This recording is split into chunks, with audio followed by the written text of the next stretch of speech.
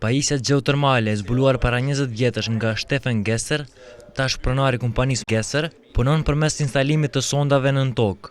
Energjinë e merr nga bërthama e tokës, ndërsa bazohet në kursimin e energjisë elektrike.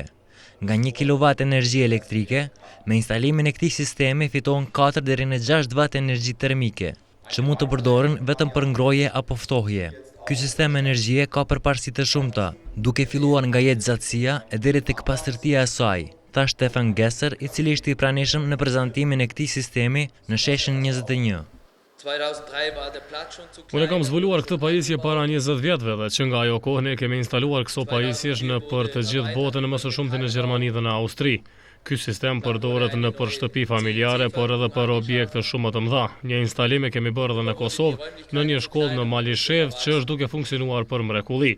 Ky sistem gjeotermik në plan afatgjatë është shumë më i dobishëm dhe kursyes. Eksperti i energjisë gjeotermike, Dr. Raine Klein, tha se kanë bërë matje për këtë sistem edhe në Kosovë. Ai tha se ndryshe nga Gjermania, në Kosovë për shkak të verës së ngrohtë, sistemi duhet të përdoret edhe për klimatizim. Klein shpjegoi për audiencën 3 mënyrat e instalimit të këtij sistemi, veçoritë, përparësitë, por edhe mangësitë e tyre. Mënyra e parë është me anë të sistemit me bunare mirë, po kjo kërkon më shumë precizitet sepse uji duhet të ketë rrjedhë të veçantë dhe duhet të jetë pa minerale. Mënyra e dytë është me kolektorët gjeotermal, që është mënyra më e lirë, por kërkon shumë hapësirë në të cilën pas instalimit të këtij sistemi nuk mund të ndërtohet asgjë.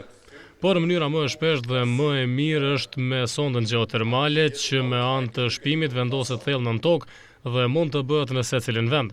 Sipas për llogaritjeve tona, në një gjatësi prej 50 vjetësh, funksionaliteti i sistemit është i njëjtë, prandaj ekonomikisht për secilin përdorues është më së favorshme. Ky sistem bën pjesë në energji që rri për të rihen, sepse burimin e ka tek bërthama e tokës. Instalimi i tij bëhet përmes sondës, e cila futet thellë në tokë, ndërsa nga një qift tubash polipropileni ose polietileni lidhet me pompën termike, e cila gjatë dimrit merr nxehtësi nga toka, ndërsa gjatë verës ftoh ambientin duke e futur nxehtësi në tokë. Përparësitë e tjera janë se nuk ndot ambientin, si dhe nuk varet nga kushtet e jashtme klimatike. Në këtë prezantim, gjithashtu u tha se shtëpive familjare brenda 5 vitesh ju paguhet investimi, ndërsa vitet e ardhshme do të jenë vetëm përfitim.